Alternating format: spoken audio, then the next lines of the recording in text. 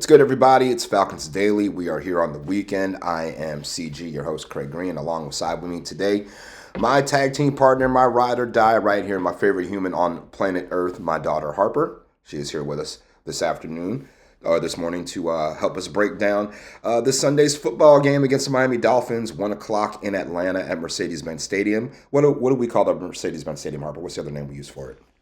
The Falcons house. That's right. Back at the nest this Sunday after a road trip against the 49ers.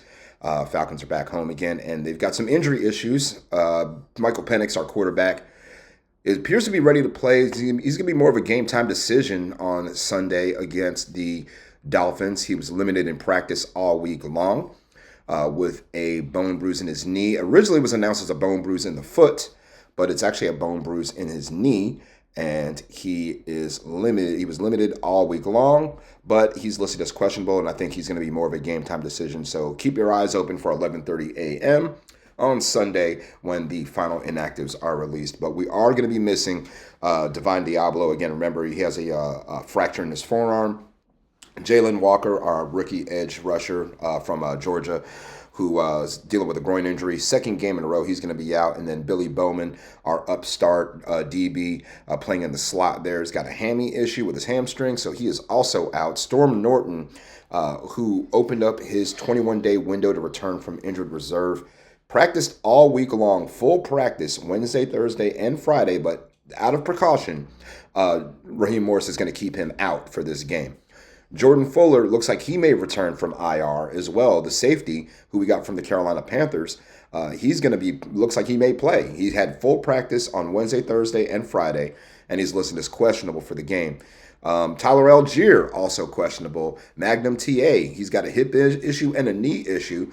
He practiced in a limited fashion all week long. I mean, if we can't have Tyler Algier out there on Sunday, that's going to put first of all, it's going to put Nate Carter up the bat. To spell Bijan Robinson. And number two, again, we kind of lose that power edge we had, in the power ground game. So I'd love to see how the Falcons would compensate if Algier could not play. Zach Harrison, also a limited participant all week long and is questionable for the game. So, questionable, obviously, if you don't know, means it's about a 50-50 chance for them to suit up and get after it. But obviously, if Penix can't play, it's going to be Kirk Cousins, who will be under center for the Falcons. And, he looked pretty good in the preseason. He looked pretty comfortable in mop-up duty against the Panthers a few weeks ago as well. So, no real concerns if it's Penix or Cousins. And that's part of the reason why we kept Kirk Cousins and didn't trade him away. So we had that kind of insurance policy in case we needed him.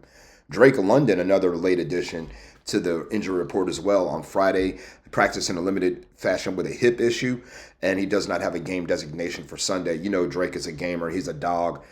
He's going to be out there doing his thing. For the Dolphins, really, they have no real injury problems at all. I mean, only one player for them is out. It's tight end Julian Hill. Everybody else doesn't have a game designation with the exception of one of their corners, Jason Marshall, who had a hamstring issue, and he's listed as questionable. So that's going to be more of a game-time thing as well for head coach Mike McDaniel to figure out if he's going to have him out there whatsoever. But again, it's, we're going to have to see players step up in their absence. No Jalen Walker. It means probably a little bit more Arnold Ebiketie out there. Maybe some more Caden Ellis rushing off the edge instead of being a linebacker. But also you got to remember we don't have Divine Diablo. So how do you compensate for that? Do you have J.D. Bertrand as a lone linebacker like in a dime set? Do you have if you're going to have Ellis rushing off the edge, you bring Josh Woods in. How does all that work? We'll see. On the back end, on the corner side of things, with Bowman out, of course, you'll have D. Alford slide into the slot.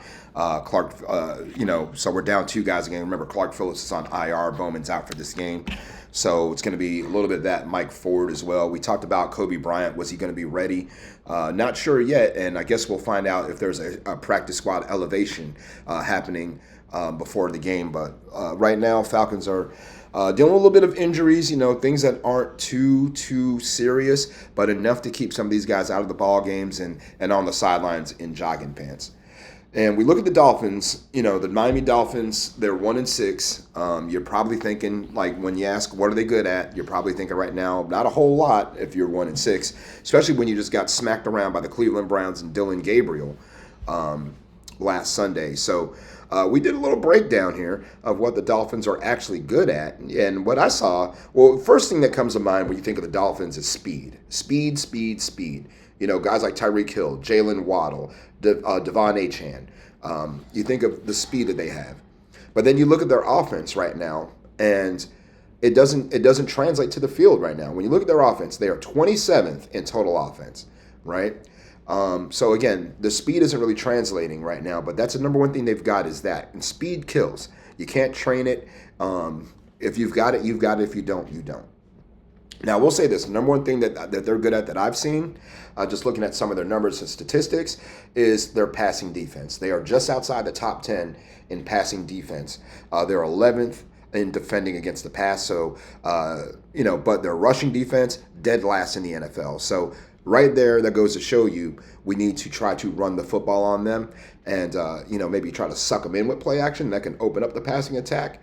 But right now, the Dolphins, not doing much of anything well right now at all. They're even 30th in the plus minus. They're -6 when it comes to turnovers already. So, it sounds like a recipe for a Falcons victory on Sunday.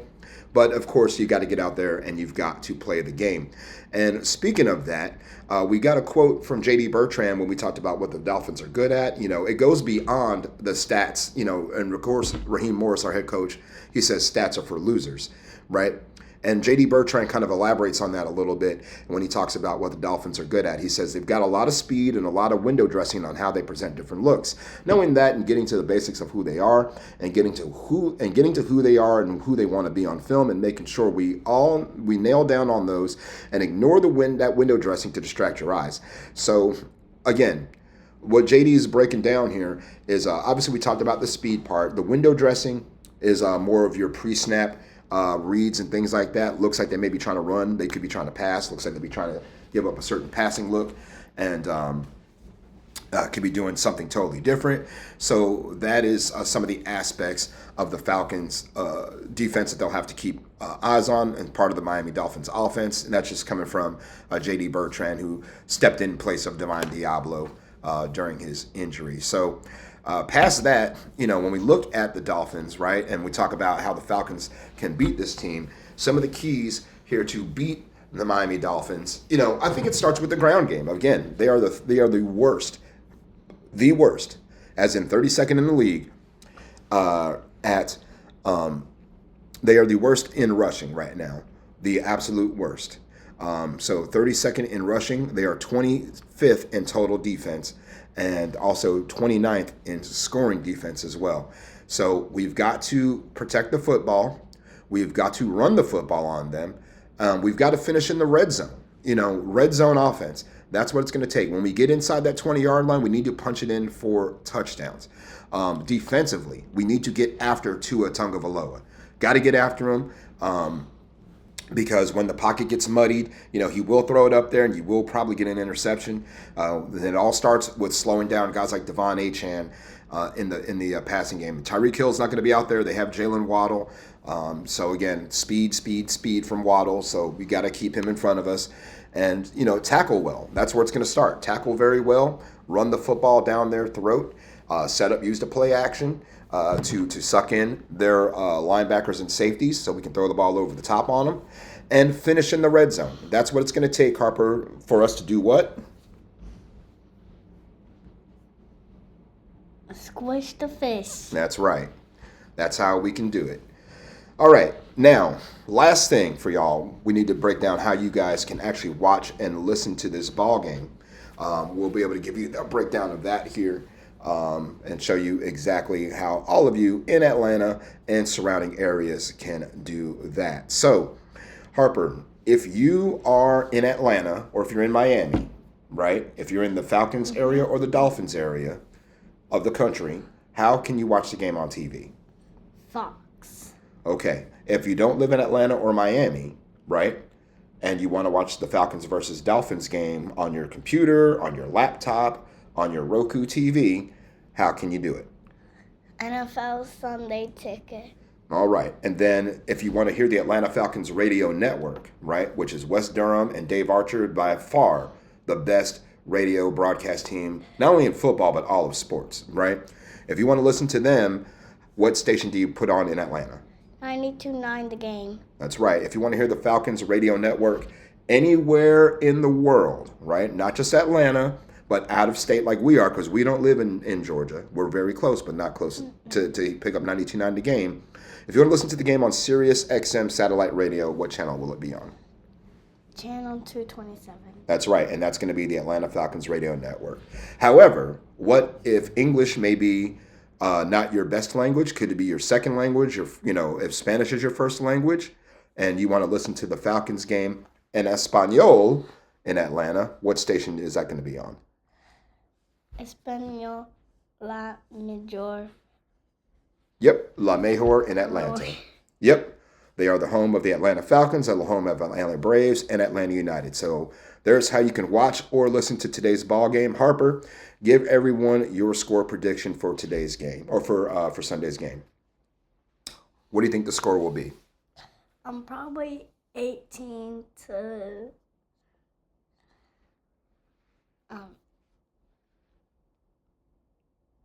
19. 19 to 18, who's going to win? Falcons. All right, 19 to 18 Falcons. I'm going to say 31 to 10 Atlanta on Sunday. I think the Falcons will rally the troops around despite some of these injuries, despite Michael Penix being banged up. I think it's a very good chance we could see Kirk Cousins in this game. That's just my personal opinion. I think Kirk is going to play, and I think Penix will take a seat and just get himself ready for next week's game against the New England Patriots. And I think we'll win 31 to 10 with Kirk Cousins at quarterback. That is my prediction. Harper says 19 to 18 in favor of Atlanta. All right, y'all, we are going to get out of here. And again, remember, you can give us a follow at Craig G Sports, CRAIG, the letter G and the word sports. Fan Arch is up here in the top left corner up there. They're at Fan Arch Co. They are FANARCHCO. And we'll be back to break the game down for you on Monday and give you all of the things that you need to know and some of the little tidbits that you may not have seen during the football game.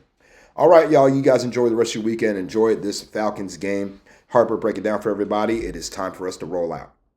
Sayonara and buenas noches. Peace up and A-Town down. Peace up and A-Town down.